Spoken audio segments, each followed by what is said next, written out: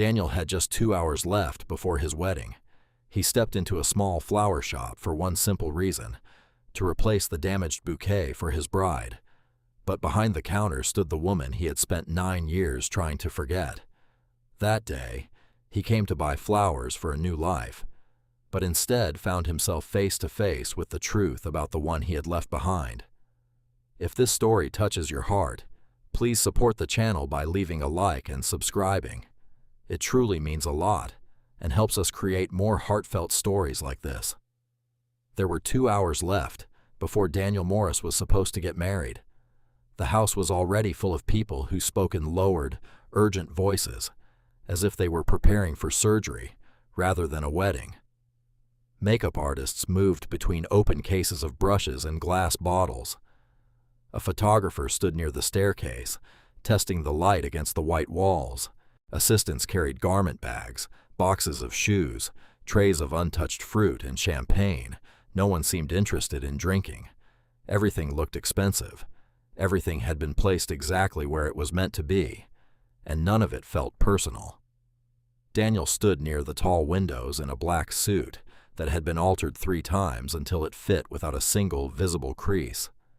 His white shirt was stiff at the collar. The black bow tie pressed lightly against his throat. At 34, he had learned how to appear calm in rooms built on pressure: construction meetings, bank negotiations, arguments with investors who smiled while threatening to pull millions from a project. He knew how to keep his voice even, how to fold his hands behind his back, how to let other people believe that nothing reached him. Today, everyone called that confidence. Daniel knew it was mostly habit. Across the room, Victoria Blake stood in front of a mirror while 2 women adjusted the train of her wedding dress.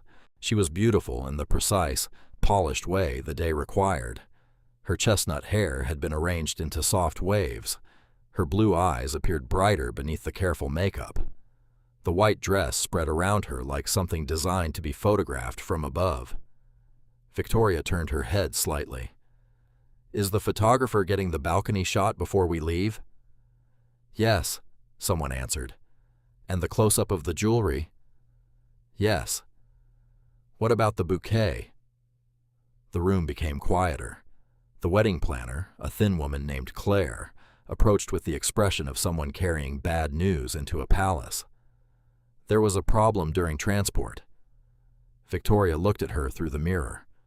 "What kind of problem?" "One of the boxes shifted. The bouquet was crushed against the side of the van." For a moment, no one moved.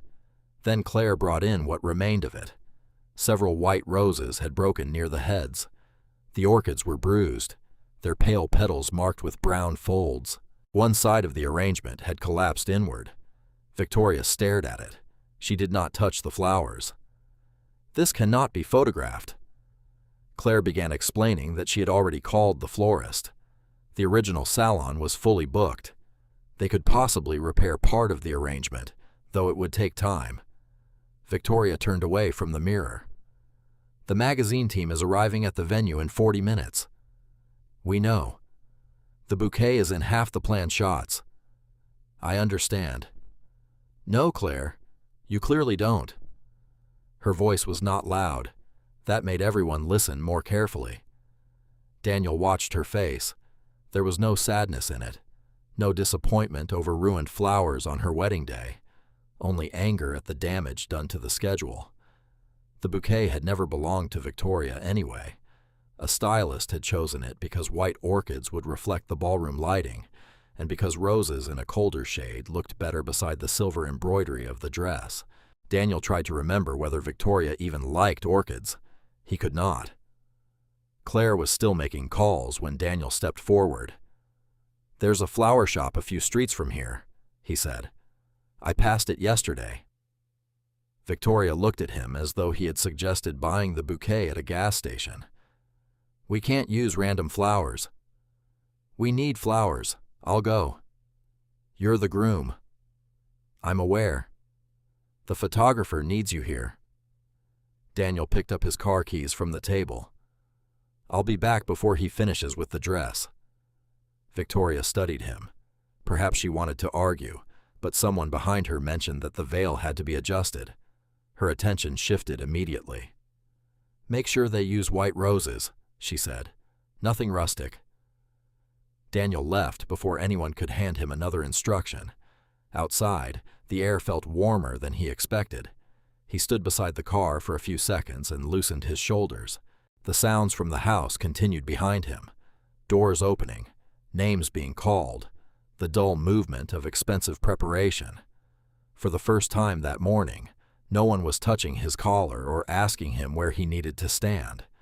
He got into the car and drove away. The relief embarrassed him. It was only an errand, 20 minutes at most. Yet each street between him and the house seemed to return a small amount of air to the day. The shop was located on an older block, between a bakery and a narrow bookstore with faded blue paint around the windows. A wooden sign hung over the entrance, "The Quiet Garden." Daniel parked at the curb. A small brass bell rang when he opened the door. The change in temperature was immediate. The shop was cool and dim, protected from the summer heat by pale curtains and rows of greenery. It smelled of wet stems, eucalyptus, and dark soil. Not perfume, not champagne, not heated curling irons and fresh paint. Something living. Buckets of flowers stood along the walls. Roses, peonies, pale carnations, branches of olive and fern. Water glistened on the tiled floor near a work table. Behind the counter, a woman stood with her back to him. She wore a light yellow t-shirt and a white skirt. Her blonde curls had been gathered loosely at the back of her head, though several strands had escaped and rested against her neck. She was cutting the lower leaves from a bundle of stems. Daniel took 2 steps into the shop. The bell settled above the door. The woman turned. Nothing dramatic happened. The traffic outside continued. A refrigerator hummed somewhere in the back. Water dripped softly from a stem onto the floor. But Daniel forgot the sentence he had prepared. Emily Carter looked at him from behind the counter. She was 32 now, older than the woman he remembered, though not in any simple way. Her face had become quieter. There were faint lines near her eyes. Her curls were shorter. She held herself with the careful steadiness of someone accustomed to keeping difficult things private. Her eyes were still blue. 9 years ago, Emily had disappeared from his life with a note that contained only 2 sentences. "Don't look for me. It's better this way." Daniel had looked anyway, for months, then less often, then only in places where he knew she would not be. Emily's fingers tightened around the scissors. The movement lasted no more than a second. Her gaze passed over his face, then moved down to the bow tie, the black suit, and the small white boutonniere pinned to his lapel. When she spoke, her voice was controlled. "Do you need a bouquet for a wedding?" Daniel opened his mouth. "Yes." Emily waited. "For the bride," he added. The words settled between them, not loudly, not sharply. It simply remained there, occupying the narrow space across the counter. Emily lowered the scissors. "What kind of bouquet?" "I'm not sure." "What is she like?" Daniel looked at the flowers around him. "White roses." Emily gave a small nod. "Anything else?" He thought of Victoria's dressing room, of silver embroidery, photographers, and printed schedules. "I don't know." Emily turned toward the work table. "What color is the room?" "White, gold, maybe cream." "And the dress?" "White." One corner of her mouth moved, though it was not quite a smile. "That narrows it down." Daniel looked at her hands as she began choosing roses from a bucket. Her movements were calm and practical. She checked each stem, removed damaged leaves, and laid the flowers side by side. "Is the ceremony indoors?" "Yes." "Natural light?" "Large windows." "Then the bouquet needs some height, otherwise it will disappear against the dress." She selected several stems of pale blue delphinium. Daniel watched her work. He knew Victoria's dress designer. He knew which hotel suite she preferred. He knew the brand of car she planned to buy after the wedding and the exact time of her appointments every Thursday. He did not know what flowers she liked. The discovery felt strangely indecent, as though he had opened a door in his own house and found an empty room behind it. "How long have you been here?" he asked. Emily did not look up. 3 years. "In this city?" "Yes." "You never thought to—" "I need to trim these before they go into water." Her tone remained polite, but the answer was complete. Daniel glanced toward the window. "You own the shop?" "I do." "It's nice." "Thank you." That was how they spoke after 9 years. Not about the note. Not about the months he had spent calling hospitals, old friends, and addresses she had once mentioned. They discussed ribbon. Emily held 2 shades against the bouquet and asked which matched the decorations. Daniel chose one at random. She reached across the table for a roll of pale fabric, and the sleeve of her t-shirt shifted. There was a scar along the inside of her wrist. Old, uneven, lighter than the surrounding skin. Daniel stared at it. A memory returned without warning. Emily in his apartment years ago, standing by the sink in summer with her sleeves pulled down to her knuckles. Emily refusing to let him turn on the brighter kitchen light. Emily saying she had burned herself while cooking and changing the subject before he could ask more. She noticed where he was looking and lowered her arm. "What happened?" he asked. "A long time ago. You used to hide your hands." Emily tied the ribbon more tightly. "People hide many things when they're young." Before Daniel could answer, the bell above the door rang. A girl came in carrying a small backpack covered in faded stars. She looked about 8 years old. Her light brown hair had been tied into 2 uneven braids, one already coming loose. She walked behind the counter as though she had done it 1,000 times. "Mom, Mrs. Green said I could—" The girl stopped when she saw Daniel. Emily's shoulders stiffened. Daniel looked at the child, at the shape of her face, at the small line between her eyebrows as she studied him, and then at her eyes. Brown, not simply brown, the same deep, warm shade he had seen in mirrors all his life. The girl looked from Daniel to Emily. Her expression changed slowly, with the cautious recognition of a child fitting a real face to an old story. Then she asked, "Mom, is that the Daniel from the photograph?" The silence after Sophie's question felt strangely physical. Outside, a bus groaned at the corner. Somewhere behind the shop, a faucet released one slow drop into a metal sink. Emily placed the scissors on the table, carefully, as though any sudden movement might make the moment worse. "This is Sophie," she said. "My daughter." The girl stood beside the counter, one braid slipping over her shoulder. She looked at Daniel with open curiosity, unaware that the adults around her had stopped breathing normally. Daniel looked at her again. 8, perhaps. Emily had disappeared 9 years ago. The numbers formed quickly in his mind, then repeated themselves until they no longer felt like numbers. 9 years, 8 years old, brown eyes. Fear came first, then something dangerously close to hope. He hated both feelings because neither belonged in a flower shop 2 hours before his wedding. Emily crouched slightly beside Sophie. "Mrs. Green needs help sorting the ribbons in the back. Could you do that for me?" Sophie glanced at Daniel once more. "The blue ones and the white ones?" "All of them." The girl nodded and walked toward the rear room. Before disappearing behind the curtain, she turned back, studying Daniel as though trying to remember whether she had seen him somewhere other than a photograph. The curtain fell behind her. Daniel waited until her footsteps faded. Then he looked at Emily. "How old is she?"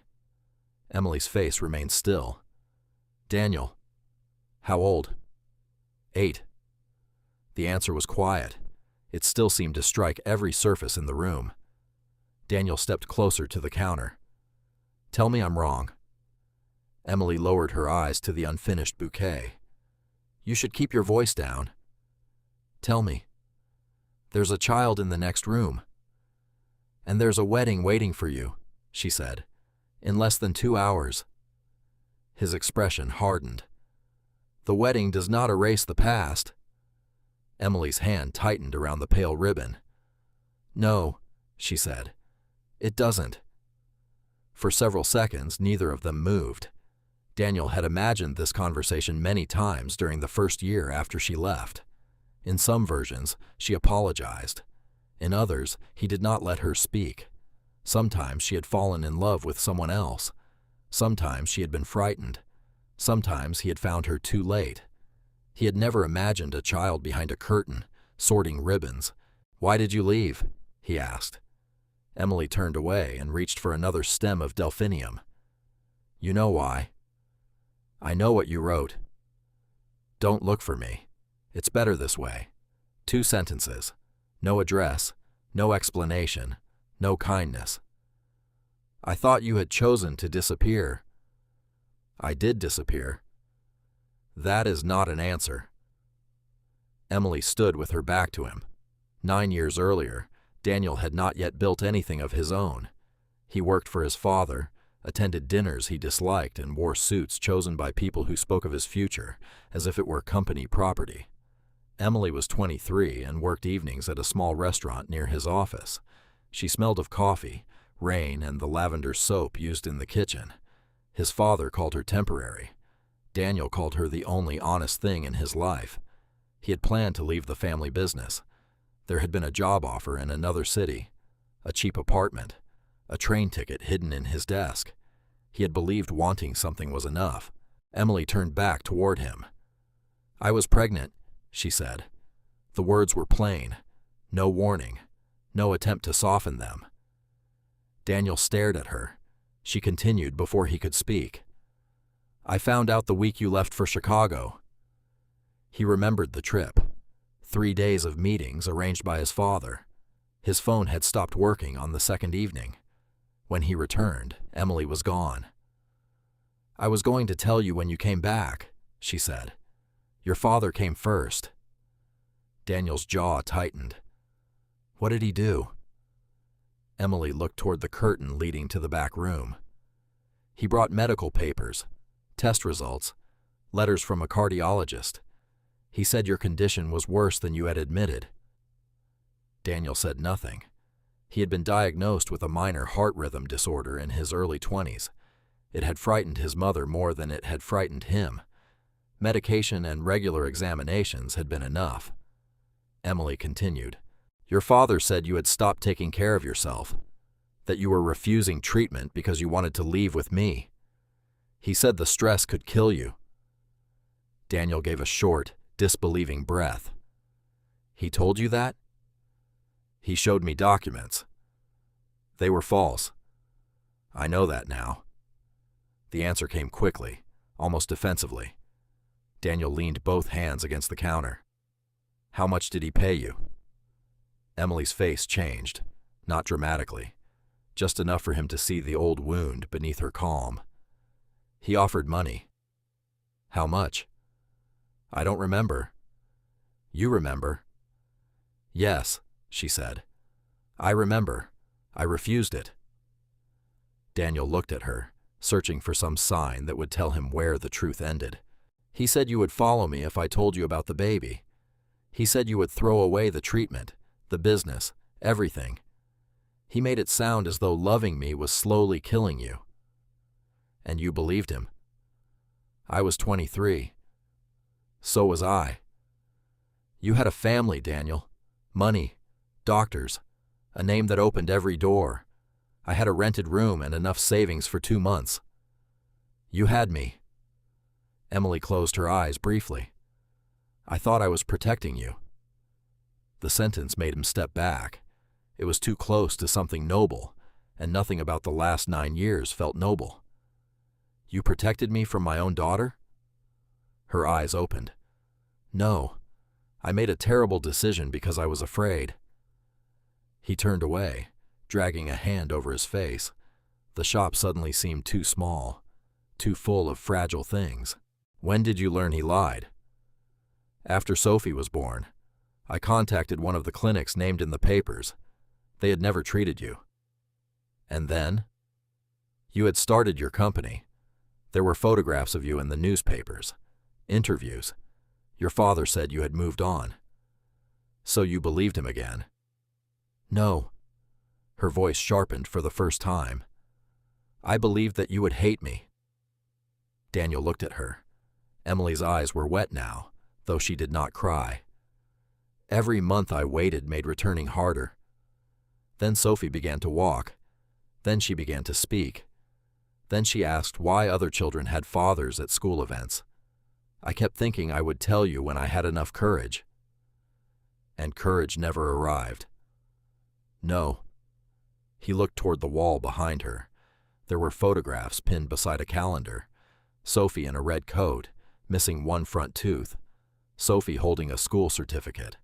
Sophie standing at the sea with wet hair and sand on her knees. A birthday cake with 8 candles. Years. Ordinary years. That was what hurt most. Not the idea of fatherhood. Not yet. The ordinary things. Shoes he had never bought. Fevers he had never sat through. Questions he had never answered. A first day of school where someone else had taken the photograph. Emily spoke quietly. Yes, Sophie is your daughter. Daniel heard the sentence, but it did not create tenderness. It created anger, dense and cold. You had no right. I know. No, you don't get to say that as though it solves anything. It doesn't. You let me live 8 years without knowing she existed. Emily did not defend herself. That made his anger worse. His phone began ringing. Victoria. He silenced it. A moment later, it rang again. This time, the wedding planner. The sound was bright and absurd inside the shop. Daniel looked at the bouquet lying on the counter. White roses, pale blue flowers, a careful arrangement for a woman waiting in a white dress. His phone continued to vibrate against the wood. Emily pushed the bouquet toward him. You should go. He looked at her as though she had insulted him. That's all? What do you want me to say before your wedding? The truth would have been useful 9 years ago. Emily flinched, but did not look away. Daniel picked up the bouquet. At the door, he stopped. Why does she know my name? Emily stood behind the counter, one hand resting on the table. I never lied to her about you. He turned. You lied by keeping me away. Yes. The honesty of it disarmed him for a second. Emily looked toward the back room. I told her her father was a good man who didn't know she existed. Daniel said nothing. He left the shop. The bell rang above him, thin and cheerful. Outside, the heat pressed against his face. He walked to the car, opened the door, and placed the wedding bouquet on the passenger seat. Then he sat behind the wheel. His phone filled with missed calls. He put the key into the ignition, but did not turn it. Something crackled in the pocket of his jacket. Daniel reached inside and pulled out a folded sheet of paper. Sophie must have slipped it into his hand near the counter. He had been too stunned to notice. He unfolded it. 3 figures stood beneath a large yellow sun. A woman with bright curls, a small girl between them, a tall man in a black suit. Above him, written in uneven brown letters, were 2 words, Dad Daniel. By the time Daniel returned, the schedule had collapsed. Luxury cars lined the driveway. Photographers hurried between guests. Someone adjusted flower arrangements near the entrance, while another person spoke anxiously into a headset. The moment Daniel stepped out of his car, camera flashes found him. Victoria was already waiting. Her white dress looked untouched, her makeup flawless. She crossed the marble hallway toward him without smiling. You do realize how many people have been waiting for you? Not. Where were you? Not is everything all right? Just numbers. Just delay. Daniel handed her the bouquet. She studied it for only a few seconds. There's delphinium. It balances the roses. It wasn't part of the stylist's design. She frowned as though someone had changed the color of the walls rather than arranged fresh flowers by hand. Daniel watched her carefully. He suddenly realized he had spent months planning a wedding with a woman whose favorite flower he still didn't know. I met someone, he said quietly. Victoria barely looked up. Who? Emily. For the first time that morning, something slipped. Not fear, recognition. It disappeared almost instantly, but Daniel had already seen it. You know her. Victoria folded her arms. I've heard the name. From whom? Your mother mentioned her years ago. My mother never met Emily. Victoria hesitated. A long time ago. I don't remember. You remember. The room seemed smaller. Guests continued laughing downstairs while silence settled between them upstairs. Daniel took one step closer. How do you know Emily? Victoria looked toward the door before answering. I asked someone to look into her. When? Several months ago. His face remained expressionless. Why? Because she came back. You knew she was back? Yes. You never told me. I didn't see the point. Daniel waited. She finally sighed. I wanted to be sure she wasn't going to interfere. With what? With our future. The words came easily, too easily. I hired a private investigator, Victoria admitted. I found out she owned a flower shop. I found out she had a daughter. Daniel felt the room lose its warmth. You knew about Sophie. Victoria looked directly into his eyes. I suspected. You suspected she was mine.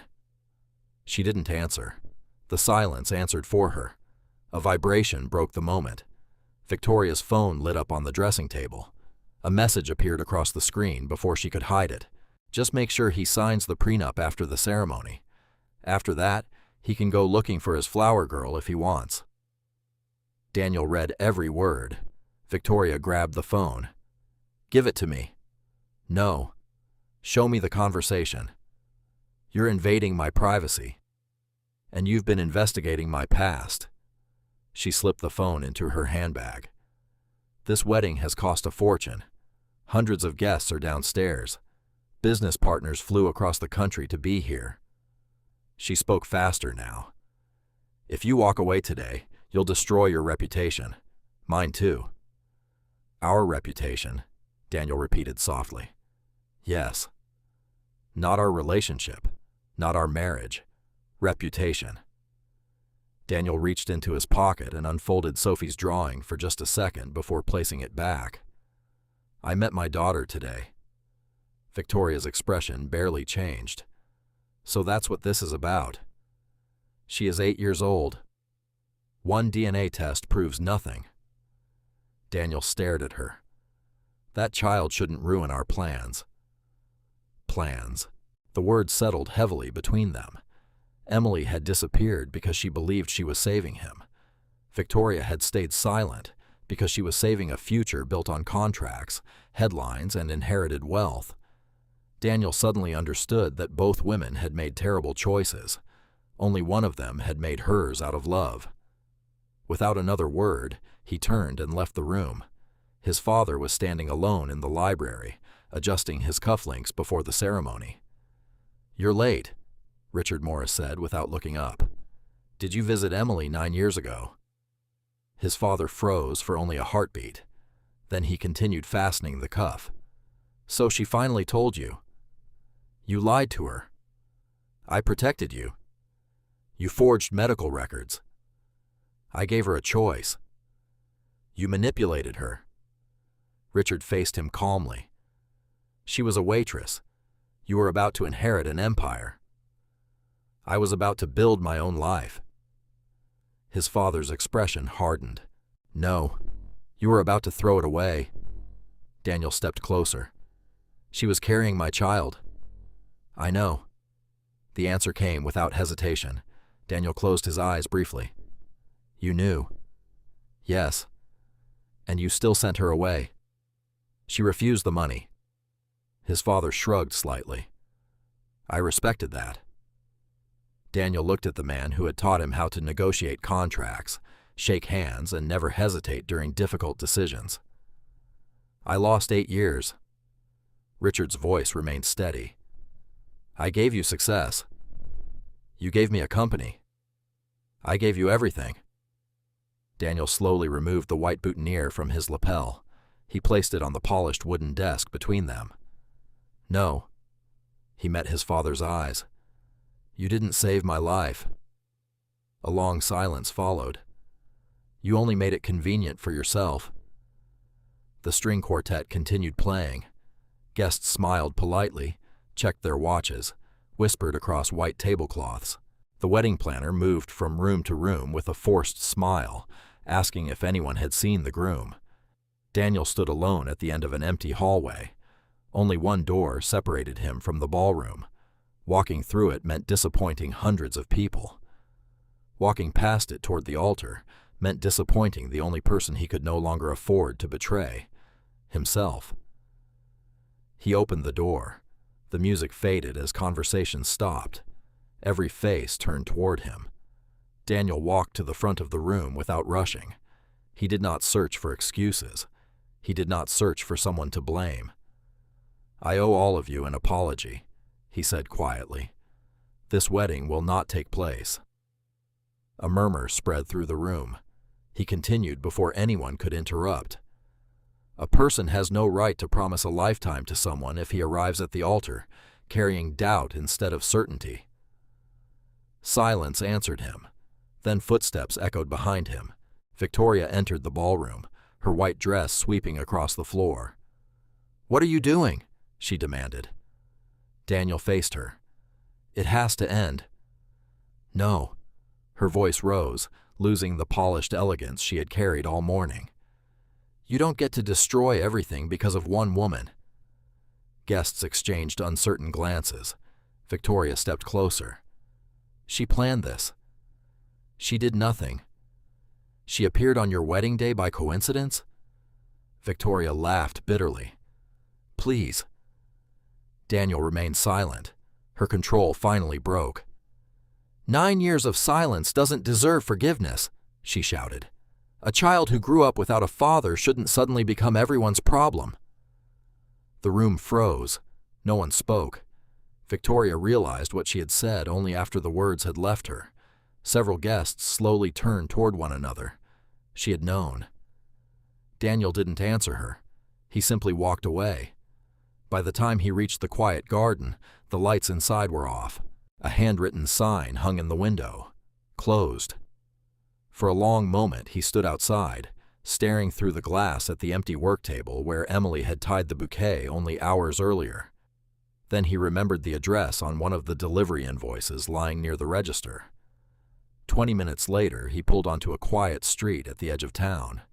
The small house was almost hidden behind climbing roses and an old maple tree. One bedroom light was still on. Daniel knocked. Emily opened the door almost immediately. She wasn't surprised to see him. She looked tired. Behind her, 2 suitcases stood near the entrance. "You're leaving?" "I was." "You've packed?" "I always pack quickly." Daniel gave a tired smile that wasn't really a smile. "Yes," he said. "I've noticed." For a few seconds, neither of them moved. The night smelled of warm grass and distant rain. Inside the house, everything was quiet. "Sophie?" Daniel asked. "Asleep."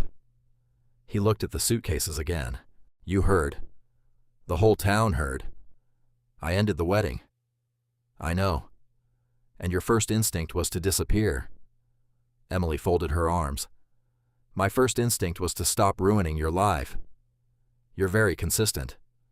"So are you." Daniel looked at her. "You run whenever you're afraid." "And you spent years living the safest life possible," she answered calmly. "Now you want to repair 9 years in one evening." Her words landed exactly where they were meant to. "You think canceling one wedding fixes anything?" "No." "Then why are you here?" Daniel looked past her into the quiet house. "Because I'm tired of arriving after you've already left." Emily lowered her eyes. "I won't become the woman you choose because you're shocked, or guilty, or angry at Victoria. I didn't come because of Victoria. You came because your whole life collapsed today." "My whole life collapsed 9 years ago," Daniel said. "I just didn't know it." Emily leaned against one of the suitcases. "I came back here 3 times." Daniel looked up. What? I drove into the city, parked across the street from your office. Once I even walked to the building. Why didn't you come inside? I saw your photograph in the newspaper that morning. She laughed softly, without joy. Young Entrepreneur of the Year. You looked happy. I wasn't. You looked successful. I was. And I couldn't tell the difference anymore.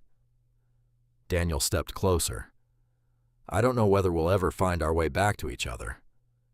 Emily said nothing. But I know something else. He looked directly at her. I will be Sophie's father. His voice remained steady. And this time, I won't let you decide for me. Emily closed her eyes. When she spoke again, her voice was barely above a whisper. I was terrified every single day. Daniel waited. I was afraid of raising her alone. She swallowed. I was even more afraid that you'd hate me if I came back. The silence between them no longer felt hostile, only tired. A floorboard creaked inside the house. Small footsteps approached. Sophie stood in the hallway, rubbing one sleepy eye. Her hair was messy. She wore oversized pajamas decorated with tiny stars. She looked at Daniel. The black bow tie was gone. His collar was open. His jacket hung over one shoulder. You look different, she said. Daniel smiled faintly. I probably do. She studied him for another moment. Did you get married? He knelt until they were almost the same height. No. His answer was simple. Today I couldn't become someone's husband. He hesitated. But maybe I can still learn how to become your dad. Sophie didn't run toward him. She didn't hug him. She had waited too many years for life to change in a single sentence. Instead, she stood quietly, thinking. Then she reached for his hand with careful fingers. Come. Daniel let her lead him. She walked down the narrow hallway into her small bedroom. Above the desk, among drawings and school certificates, was an old photograph, a younger Daniel, smiling without knowing someone had been carrying that picture across 8 years of birthdays. Sophie pointed at it. I keep it here. Daniel looked at the faded photograph for a long time, not because it reminded him of who he had been, because it reminded him of everything he had missed. 8 months passed. Nothing miraculous happened. Daniel did not wake up one morning and suddenly become a father.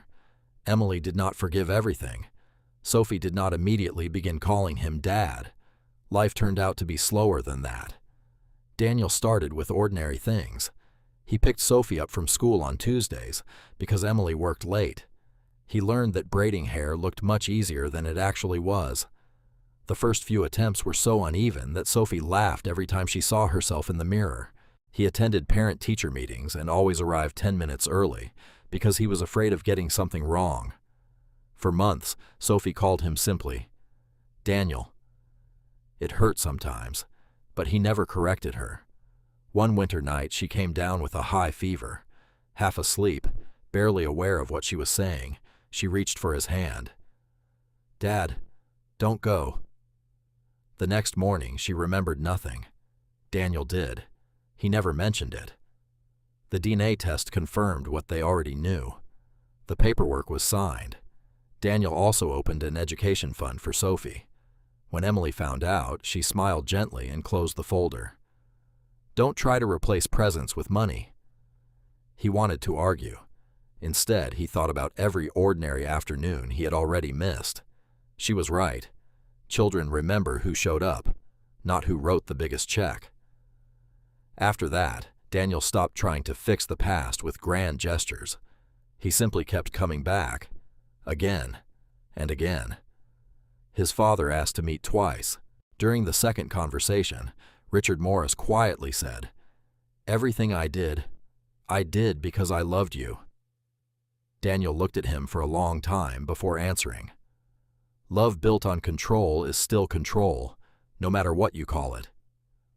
There was nothing else to say. Some doors do not slam. They simply stop opening. Victoria filed a lawsuit over the canceled wedding and demanded compensation for the ceremony. The case ended quickly. Messages, contracts, and conversations she had tried so hard to hide became part of the court record. Daniel never celebrated. Revenge would have chained him to a chapter he wanted to leave behind. He simply walked away. Emily and Daniel did not fall back into love. They walked toward it, slowly, sometimes painfully. She feared that one day he would grow tired of complicated lives and unfinished conversations. He feared waking up to another note on an empty table. So they made one quiet agreement. Whenever fear arrived, they would speak before it made decisions for them. It sounded simple. It wasn't, but it worked.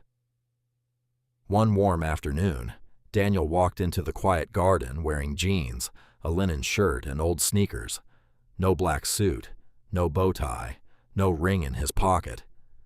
Emily looked up from arranging fresh flowers. "What can I make for you?" "A bouquet." "For whom?" Daniel smiled. "For the woman I lost, found again, and still haven't earned." Emily looked at him for a long moment. Then she reached past the white roses without touching them. Instead, she gathered chamomile, blue cornflowers, buttercups, wildflowers that grew along country roads, the kind they used to pick years ago when they had nothing except impossible dreams. She tied them together with a simple ribbon. Daniel looked at the bouquet. "I don't want our old life back." Emily listened quietly. "We were too young, too frightened. We let other people decide who we should become." He met her eyes. "I'd rather build something new." He hesitated. "Sophie still wants to see the sea." Emily smiled faintly. "So do I." "We never made that trip." "No. Let's make this one." She adjusted the ribbon around the bouquet. "Just don't tell me everything will be fine." Her voice was soft. "We both know life doesn't work that way." Daniel nodded. "I can only promise one thing." He reached for the bouquet. "When life becomes difficult, I won't disappear." For the first time in a long while, Emily believed him, not because of the words, because of the last 8 months. The bell above the shop door rang. Sophie rushed inside, wearing a backpack almost as large as herself.